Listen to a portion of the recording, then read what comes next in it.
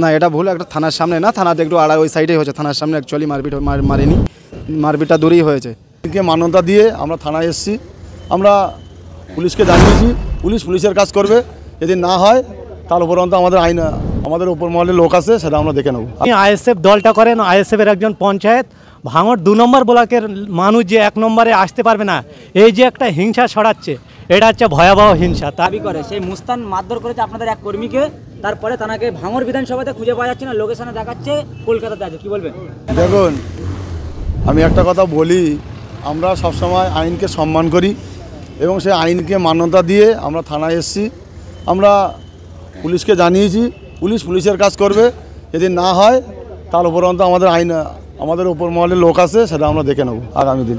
21শে জানুয়ারি আগে আপনাদের মেম্বারকে মারধর করা হলো, কি বলবেন? দেখো, একটা কথা বলি, কুকুর যদি তোমাকে কামড়ায়, তুমি কুকুরকে কামড়াতে পারবে? তাহলে কুকুরকে কী করতে হবে? লাঠি পেটা করতে হবে। তাই আমরা বলছি, আমরা আইনের সম্মান করি, আইনের ঊর্ধ্বে কেউ নয়। আমরা আইনকে মান্যতা দিয়ে আমরা থানায় এসেছি, আমরা পুলিশের কাজ করবে, তারপর বাকিটা আমাদের কোর্ট আছে, কোর্টের মাধ্যমে আমরা বুঝে নেব। মেম্বারকে 21শে জানুয়ারির আগেই এক মেম্বারকে থানার সামনে মারধর করা হয়েছে, কি বলবেন? কি বিষয়? থানা আসলে না, এটা ভুল। একটা থানার সামনে না, থানাতে একটু আড়াই ওই সাইডেই হয়েছে। থানার সামনে অ্যাকচুয়ালি মারিনি, মারপিটটা দূরেই হয়েছে। তা আসলেও যদি সে তাকে না পাওয়া যায়, আমরা প্রথম কাশীপুর থানায় কমপ্লেন করতে গিয়েছিলাম। কাশীপুর থানা এটা ভাঙড় থানার আন্ডারে বলে ভাঙড়ে পাঠিয়েছিল, আমরা ভাঙড়ে এখানে কমপ্লেন করেছি, কমপ্লেন নিয়েছে, কেস নিয়েছে, আমরা আমাদের কাজে ফিরে যাচ্ছি। ও আশ্বাস দিয়েছে যে একদম কাজ হবে। যে মেরেছে তাকে পাওয়া যাচ্ছে না বলছেন, কিন্তু তাহলে কি এই 21শে জানুয়ারি আগে আবার আপনাদের মেম্বারকে মারধর করা হলো, তাহলে কি চমকানোর চিন্তা ভাবনা নিচ্ছিল তৃণমূল? চমকানো যদি মস্তান থাকতো, থানায় আমরা 2.5 ঘন্টা ধরে বসে আছি, ওর বুকের ওপরে বসে আছি 2.5 ঘন্টা ধরে। যদি দম থাকতো থানায় এসে দেখা করতো।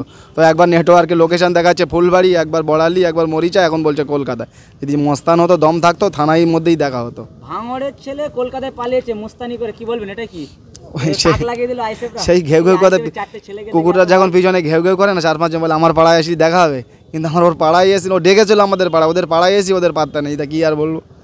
কি বলবেন? সামনে 21শে জানুয়ারিতে আপনাদের কর্মসূচি চলছে, কতদূর আগাতে পারে বলে? কর্মসূচি চলছে, কলকাতায় ইতিহাস হবে, এটা খালি সময়ের অপেক্ষা। 21শে জানুয়ারি দেখবেন কলকাতায়। আবারও ফের আজকে থানার পাশেই মারধর করা হলো। সেই থানায় যখন ডাক করানো হলো, সেই মুস্তানকে লোকেশনে পাচ্ছে না, সে কলকাতার দিকে চলে গেছে। কি বলবেন?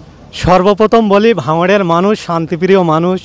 সেই মানুষদেরকে কিছু রাজনৈতিক কারবারিরা অশান্ত করে তুলছে। কেননা আমরা জানি ভাঙড় বিধানসভায় যে সম্প্রীতি বজায় ছিল, সেই সম্প্রীতির মধ্য থেকে আমরা বসবাস করতাম।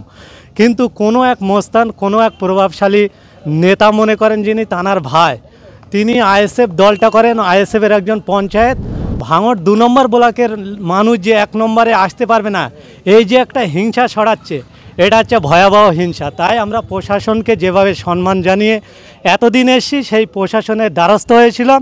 প্রশাসনে আমরা যখন তাদের নামে কমপ্লেন করতে এসেছিলাম, ভাঙড় থানা আমাদের সঙ্গে অনেক সুন্দর ব্যবহার করেছে, তানাদের ডেকেছে। আমরা মনে করছি তানারা ভয়তে আসেন না, কেননা তিনি আইএসএফ কেন, যারাই সত্য কথা বলে, এই শাসক দল, স্বৈরাচারিত দল, তাদেরকে ভয় পায়। তাই তারা রাজনৈতিকভাবে না পেরে উঠে রাজনৈতিক প্রতিহিংসার মাধ্যমে তাকে নিষ্ক্রিয় করতে চায়। লড়াইয়ের ময়দানে দেখা যাবে যে বারবার আপনাদের কর্মীদেরকে মারধর করা হচ্ছে। যে দেখেন, আমরা লড়াইয়ের ময়দান না, এটা বুঝি না। আমরা জানি একটাই জিনিস, মানুষের জন্য আমরা কাজ করতে এসেছি।